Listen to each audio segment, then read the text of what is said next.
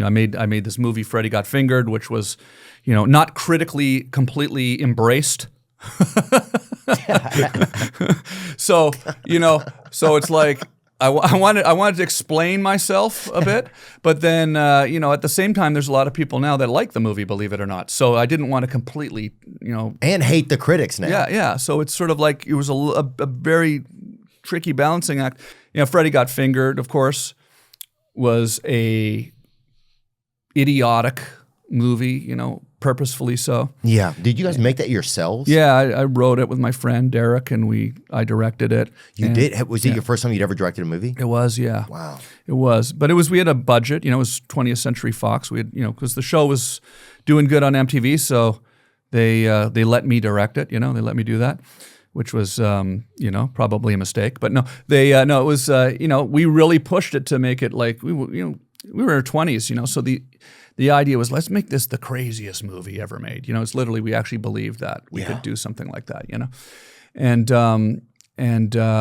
so it gets complicated because then, how do you define failure? Like it came out, Roger Ebert, and it wasn't Siskel, it was the other guy. He had another guy there. Oh, yeah, Roper. the second string. Ebert and Roper. Ebert and Roper, they sent that guy in. Yeah, even he didn't like it. He but didn't? Even Roper didn't like it. I mean, it wasn't even Siskel. It was Roper, whoever that guy was. But anyways, they trashed it, and you're kind of thinking at the time, man, this is devastating. Ebert and Roper are trashing my film. But and you think, you start to question, every sort of choice you've made, I don't know. This guy looks like he also likes canned sardines at the same time. So, and these days, nobody even trusts the critics anyway. So it's kind of funny now that it's like, yeah, at the time, like it was the end of the line if these guys trashed your movie. So yeah, it's like my totally first movie, and it was all this stuff riding on it, and then these come and just destroyed it. And I remember just sitting there like watching this, just thinking, oh my gosh, this is it. This is the end. But it wasn't. I just kept going, kept doing my thing, and you look back at it and go, it's kind of funny now that they didn't like it. Yeah, it's kind of awesome that they didn't. Yeah. It's weird because there's a weird sort of counterintuitiveness to it, because we set out to make a movie that those guys would not like, and then when they don't like it, you're upset about it. Yeah. It's like I kind of thought that they would sort of see the irony and go, I know we're not supposed to like this, but actually this kid's pretty clever, No, they didn't say that, What was the budget on that movie? Do you remember? $14 million. Wow. They spent on that, plus an additional 10 on promotion and marketing and stuff. Yeah, and you know what? I will say it made it all back on DVD. Remember DVD? Remember they used to put DVDs out.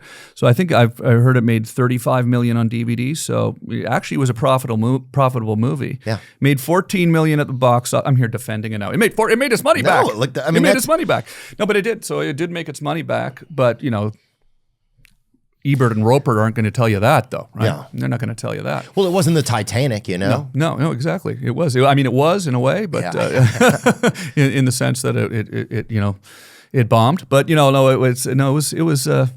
it's funny. It's funny though because cool that you did it though. There was a long period of time there where I was made to feel like it was a really bad decision, and then in the last like 10 years, it's like, all I hear are people saying they love it. Someone today showed me they had an X-ray cat tattoo, like it's a character in the movie, So it's like, it is a little confusing when you talk about sort of, your question was how do you handle things like failure and things like that? It's like, it's kind of, the more of those kind of things you go through, the more you kind of learn to kind of embrace it in a way. It's almost a good thing,